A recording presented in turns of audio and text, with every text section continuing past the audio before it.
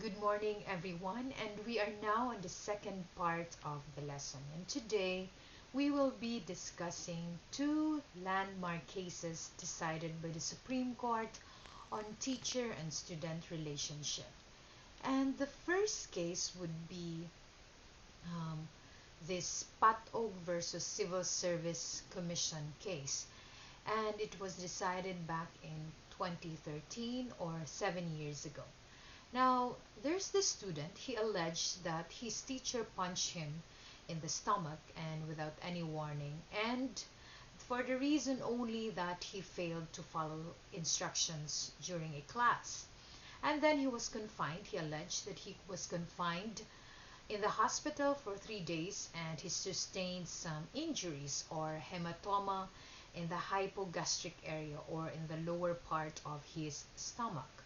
Now, a criminal case was filed for less serious physical injury with the court, and also an administrative case was filed, and the teacher in his counter affidavit, he said that he did not punch the student but just scolded and dismissed the class for failure to follow instructions.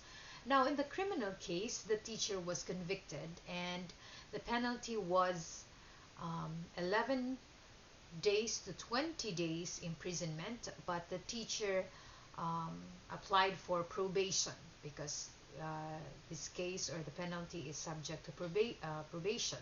Now, in the administrative case, position paper was submitted in lieu of a formal presentation of evidence, and as discussed in the first lesson or in the first few lessons on the 2017 racks, um, we knew that the parties have the option whether to just submit position paper or to file or to have a formal presentation of evidence. Now, among the pieces of evidence presented in the administrative case was the decision convicting the teacher in the criminal case.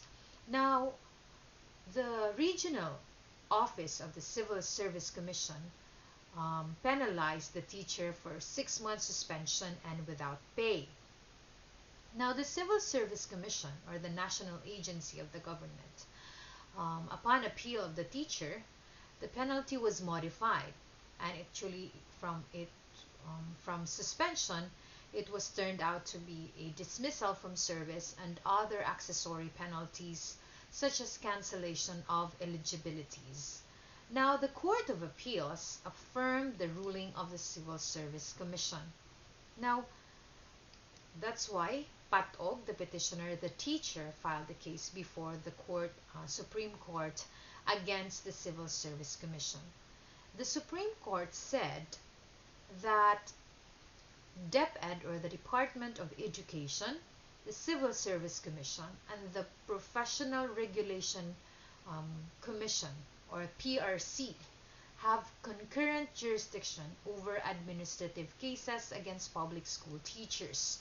So, any of the agencies, of these three agencies, a complainant could file a case against an erring teacher.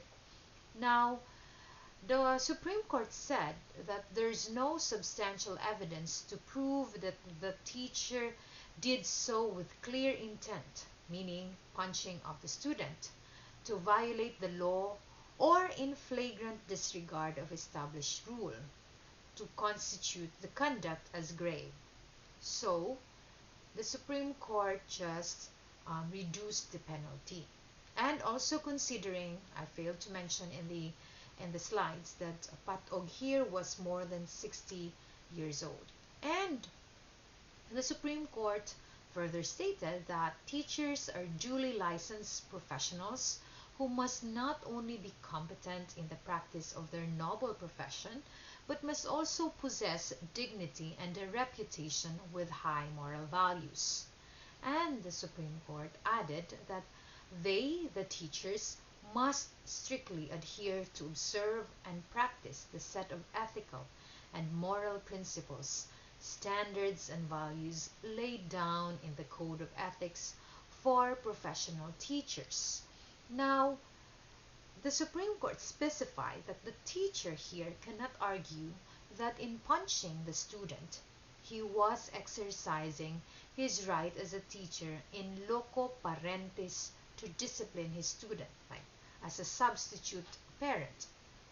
Now, the teacher's substitute parental authority did not give him the license to physically chastise a misbehaving student. So, this is a clear prohibition of corporal punishment or even physical injuries inflicted on a student.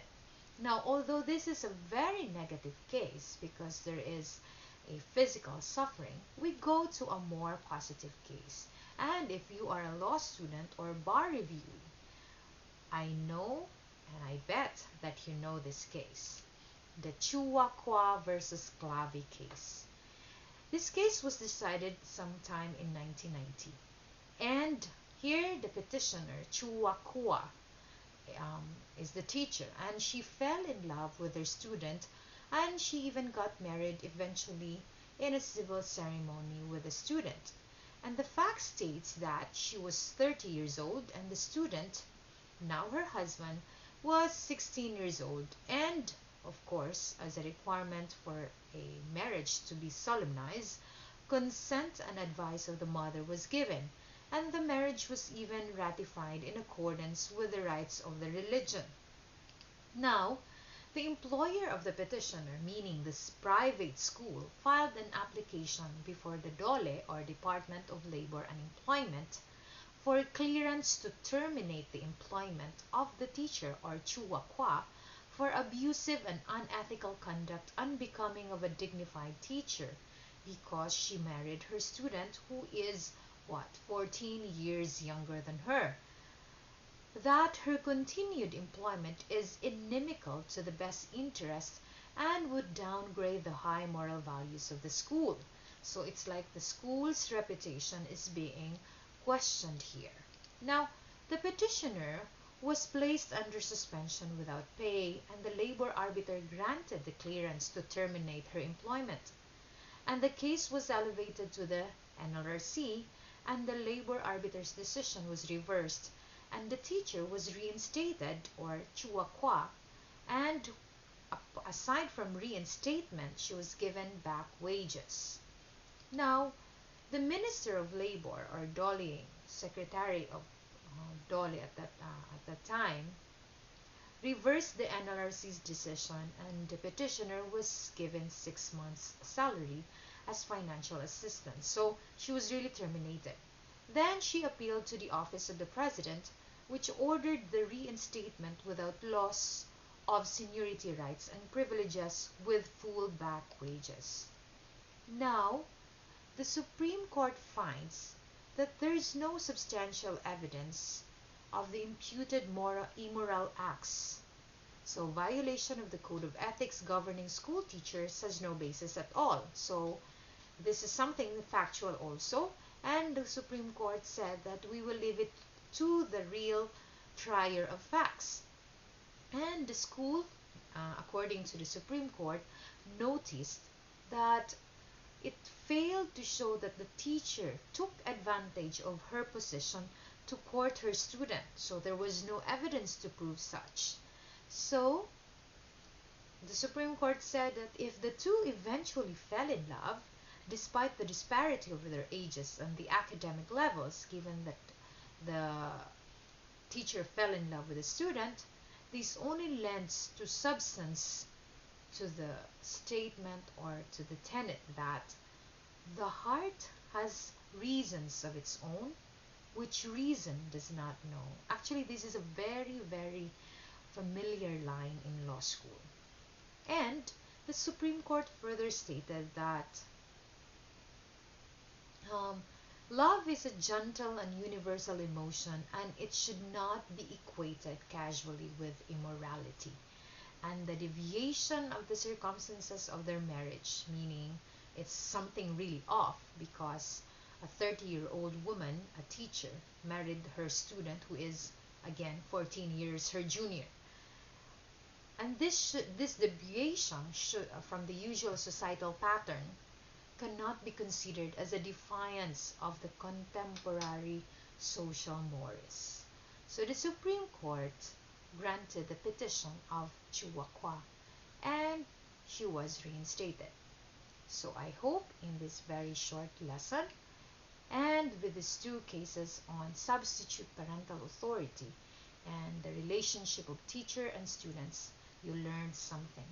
And please don't forget to like our Facebook page and also go to our YouTube channel and subscribe. And you may check also for better and smoother navigation our website. And actually, I want to announce that the Lex team is actually exerting more efforts to maintain the page. And next week we will have a new schedule. And also, I would like to share that for purposes also of my online classes, since I'm teaching in 3 schools, we are building our soundproof studio so that we can assure that video lessons will not be disrupted because of the background noise like my dog or the dogs of my neighbors. So I hope next week you will look forward, and please don't forget to participate in the quiz this Friday, since we are still observing the regular schedule, and also on Saturdays for the bar guide. Thank you so much, and I hope everyone is well despite the pandemic. Take care and see you this Saturday. Bye for now. Thank you.